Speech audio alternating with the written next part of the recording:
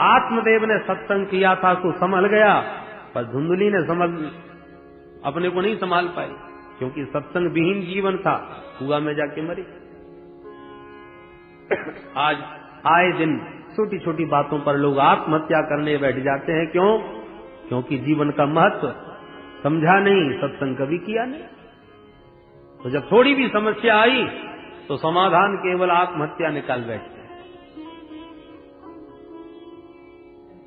इस प्रकार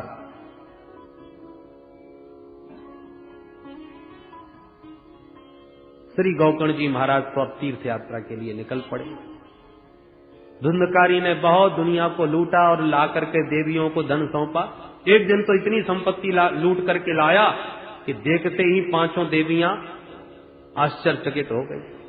मदरा पान करा के धुंधकारी को तो सुला दिया उन 5 गणिकाओं ने, पर आपस में रात्रि में ही विचार करने लगी, बहन देखो कितनी संपत्ति लेके आया है और आए दिन लाता रहता है। भाई आज नहीं तो कल किसी न किसी दिन तो ये निश्चित पकड़ा जाएगा, और जिस दिन इसकी पिटाई भई राजा के दरबार में, उसी दिन ये हमारा भी नाम जरूर लेगा कि मैं तो इनको सौंपता हूं। तो बहन संपत्ति भी हाथ से जाएगी और अपन को भी जेल की हवा खानी पड़ेगी। इसलिए धन पर्याप्त हो चुका है अपने पास, इसलिए अब इसको ठिकाने लगा और जीवन भर आनंद करो। सो रात में ही धुंधकारी को नशे में पड़ा हुआ देखकर पलंग में ही बांध दिया रस्सियों से, और गले में फंदा डाल के जैसी 5 मारने लगी तो चिल्ला पड़ा। चिल्लाया तो एक दौड़ के गई और चूल्हे से आग के अंगारे भर लाई और मुंह में ठूस ठूस के भर दिए। तप्तांगार समूहाश्च तन्मुखे विचिक्षिपुः अग्निज्वालाति दुःखेन व्याकुलो निधनं गतः। आग के अंगारों से विकल होकर के तड़प तड़प के धुंधकारी मर गया और गड्ढा खोद के काट दिया। धन का बंटवारा करके 5 अपने अपने घर। सनकादिक मुनि कहते हैं, नारद जी देखा तुमने, तो जो धन से ही प्रेम करने वाली स्त्रियां हैं, ऐसी देवियों पर कभी विश्वास नहीं करना चाहिए। सुधामयम बचो यासाम कामिनाम रसवर्धनम हृदयम सुरधारावम स्त्रीणाम को वेद चेष्टिताम। इधर गोकर्ण जी को जब पता चला तीर्थ यात्रा करते कि हमारे भैया अभी पधार गए, तो गया में जाकर के पिंडदान किया, श्राद्ध तर्पण किया माता पिता और भाई का। सोचा चलो घर की स्थिति देखें, घर में कौन है। लौट के गोकर्ण जी घर आए। रात का समय हो चुका था, इसलिए चुपचाप घर में आकर, कोई रहने वाला तो था नहीं, इसलिए थोड़ा सा स्थान खाली करके साफ करके सो गए। सोते ही अर्धरात्रि में अचानक एक भेड़ का बच्चा दिखाई पड़ा। उसे ध्यान से देख रहे थे कि अचानक वही भेड़ का बच्चा हाथी बन गया, फिर भैंसा बन गया, फिर मानव बन गया, फिर जोर जोर से रोने लग गया। गोकर्ण जी एक क्षण को तो घबरा गए कि भैया कौन है ये। फिर सावधान होकर संभल के बैठे और पूछा, कस्त्वम, कौन हो भाई? तो और जोर जोर से रोता है पर बोलता कुछ नहीं।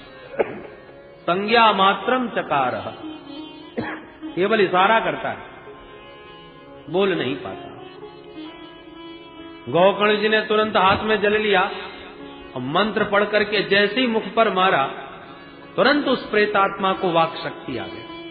बोल पड़ा, अहम भ्राता त्वदीयोऽस्मि धुंधकारीति नामतः स्वकीयेनैव दोषेण ब्रह्मत्वं नाशितं मया। भैया मैं तो तुम्हारा ही भाई हूं, धुंधकारी हूं। मैं अपने ही दोषों के कारण आज ब्रह्मत्व को समाप्त करके भयंकर प्रेत बना भटक रहा हूं। कर्मणो नास्ति संख्या, कितने पाप किए, कितने दुष्कर्म किए, इसकी कोई गणना नहीं कर सकता। उन पापों का परिणाम आज प्रेत बना भटक रहा हूं। वाताहारेण जीवामि, केवल वायु का आहार करने को मिलता है और कुछ नहीं। भयंकर कष्ट पा रहा हूं भैया। अहो बंधो कृपा सिंधो भ्रातर मामा सुमोचय। भैया आप तो साक्षात करुणामय हैं, कृपामय हैं, मुझ पर अनुग्रह करो, मुझे इस भयंकर प्रेत पीड़ा से मुक्त करो। गोकर्ण जी अपने भाई की इस विकलता और पीड़ा को देखकर बोले, भैया मुझे जब तुम्हारे बारे में पता चला तो गया में मैंने आपका विधिवत श्राद्ध किया है, फिर तुम्हारा तत्कथम नैव मुक्ति स्यात्, फिर तुम्हारी मुक्ति क्यों नहीं हुई, ये मेरी समझ में नहीं आई भाई। बोले भैया, धुंधकारी बोला, गया में 100 पिंडदान भी करोगे तो भी कुछ नहीं होने वाला।